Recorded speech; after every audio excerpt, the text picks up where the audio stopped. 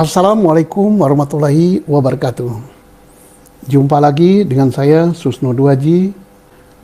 Hari ini saya masih tertarik untuk membahas tentang Panji Gumilang dan Al Zaitun, karena ini masih menjadi bahasan di berbagai media, baik media sosial maupun media konvensional.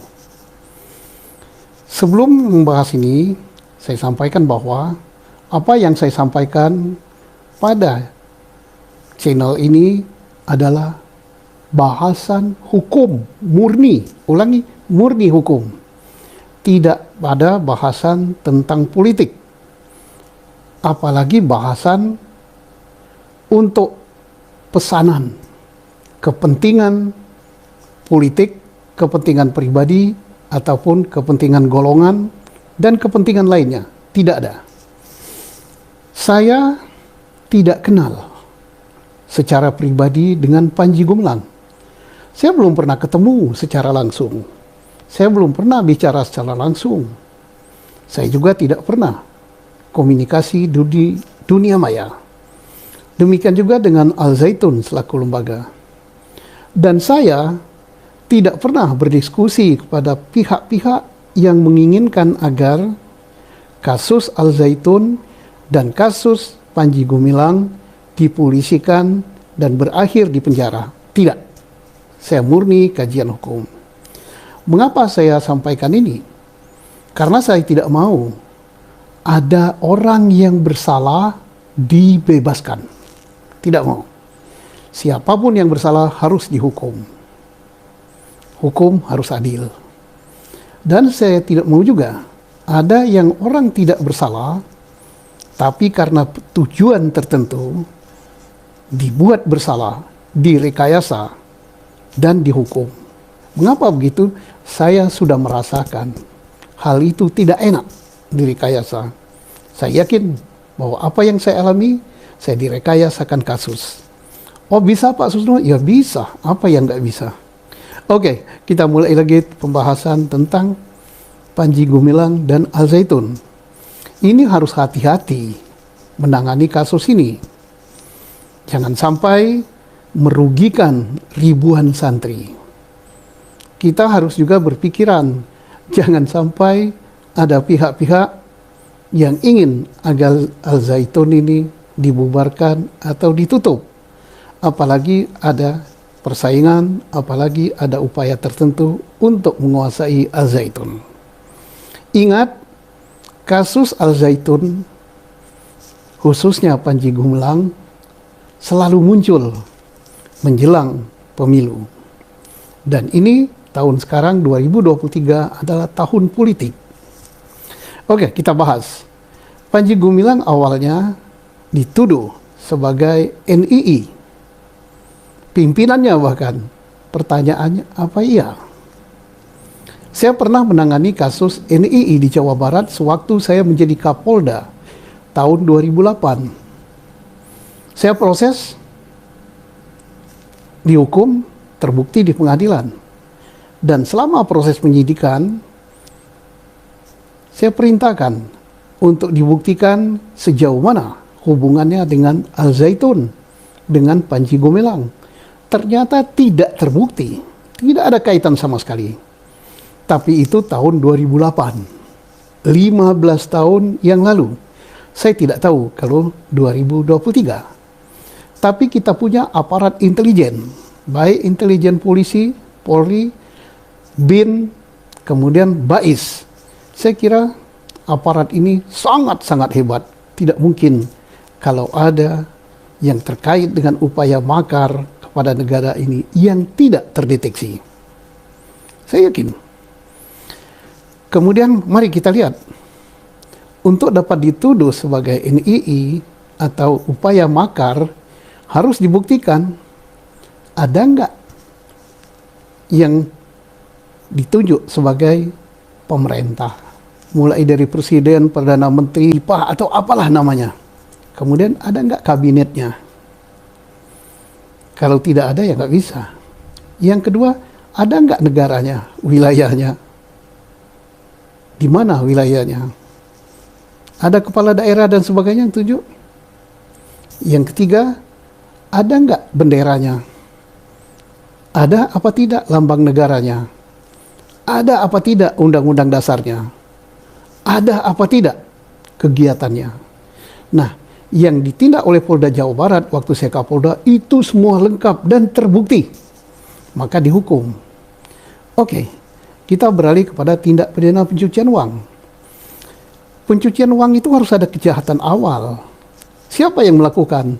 Kalau Panji Gumilang yang dituduh melakukan pencucian uang, harus Panji Gumilang yang melakukan tindak pidana awal. Contohnya apa? Apakah Panji Gumilang korupsi? Apakah Panji Gumilang melakukan pemerasan? Apakah Panji Gumilang melakukan tindak pidana narkoba dan lain-lain tindak pidana yang diancam hukuman 4 tahun atau lebih? Kemudian Panji Gumilang mencuci duit itu.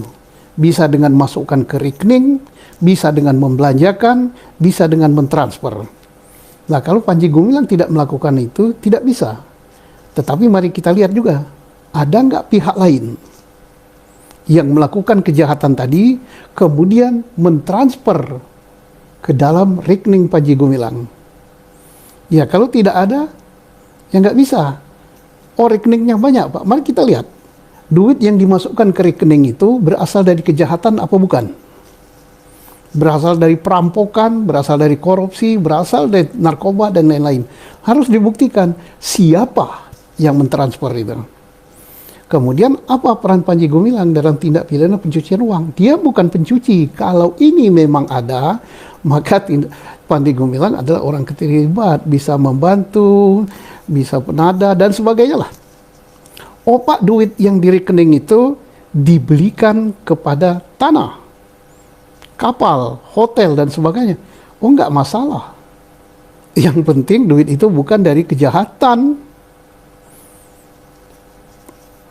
Ada yang mengatakan bahwa uang tersebut berasal dari sedekah, dari amal, dari infak dan segalanya. Saya kira sampai sekarang kita tidak pernah menghukum orang yang menerima amal, sedekah, infak, dan lain sebagainya. Apa disalahgunakan? Gimana nyalahgunakannya? Kalau infaknya untuk dia, ya terserah. Mau dibelikan sawah, mau dibelikan apa, itu terserah. Ada lagi yang mengatakan bahwa rekeningnya 300 lebih. Kemudian rekening lembaganya Al Zaitun 30 lebih. Oh, itu bukanlah tindak pidana pencucian uang. Bebas orang punya rekening. Mau 100, mau 200, mau berapa. Yang tidak boleh itu adalah rekening itu digunakan untuk kejahatan. Itu yang tidak boleh. Kemudian tentang penodaan agama. Saya yakin bahwa Bariskrim sudah mengumpulkan bukti untuk tindak pidana pencucian agama. Untuk tindak pidana penodaan agama. Tapi tidak salahnya saya memberikan masukan agar apa yang dituduhkan itu tidak mentah. Kenapa? Saya yakin Bariskrim, Direktorat 1 Tindak Pidana Umum, telah memeriksa saksi ahli, kemudian memeriksa saksi yang lainnya, telah mengumpulkan barang bukti dan sebagainya. Yakin saya. Tapi harus diwaspadai juga bahwa Panji Gumilang juga akan mengajukan argumen, baik dari buku-buku, baik argumen dari para ulama, baik argumen daripada ahli tafsir dan sebagainya yang sesuai dengan yang akan mendukung pendapat dia. Nah, opak sudah ada dari MUI. Oh, kita tidak bisa mengatakan dari MUI saja, karena Panji Gumilang pun pernah argumen untuk membantah itu. Nah, bagaimana kalau ada dua argumen yang berbeda? Nah, inilah yang perlu kita waspadai. Oh, hakim nanti akan membukti. Ya, tetapi sejak kapan hakim diberi kewenangan untuk mengadili dua pendapat tentang keagamaan yang berbeda? Sekarang yang berbeda besar adalah contohnya Ahlul Sunnah wal Jamaah dengan Ahlul Bait Syiah itu berbeda besar. Dengan Ahmadiyah berbeda besar. Apakah Ahlul Bait dan Ahmadiyah yang tidak sama dengan Ahlul Sunnah itu sesat, harus diadili. Oh tidak, nanti bisa geger kita dengan Iran ya pusatnya.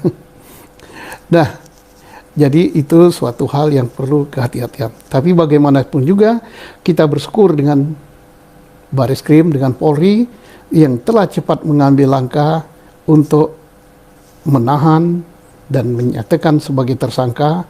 Ini paling tidak sudah memberi rasa kepuasan bagi yang lapor, mengurangi kegaduhan. Oh ini nanti dulu, karena Bareskrim mengambil langkah untuk keamanan dan Polri, saya kira sudah pemikiran yang jauh ke depan. Tentang akan P21 atau tidak, ya Polri punya standar tersendiri. Demikianlah, perlu diwaspadai juga bahwa ada pihak-pihak yang ingin mungkin menguasai aset dan sebagainya, ini harus diwaspadai. Dan juga saya yakin Polri tidak akan bisa ditekan dengan opini, dan Polri tidak akan bisa ditekan dengan kehendak pihak-pihak tertentu, dan Polri tidak mungkin akan bisa diperalat untuk kepentingan politik, kelompok, atau golongan. Demikianlah yang saya sampaikan. Sekali lagi, ini murni kajian hukum menurut saya. Mungkin ada yang mau membenci saya atau mengupat saya, silakan. Itu risiko saya untuk menyampaikan sesuatu hal, dan saya yakin apa yang saya sampaikan ini belum tentu benar. Kita punya sudut pandang yang berbeda, silakan, tapi jangan menghujat masalah pribadi, jangan berkata kotor, dan sebagainya. Mari kita beradu argumen.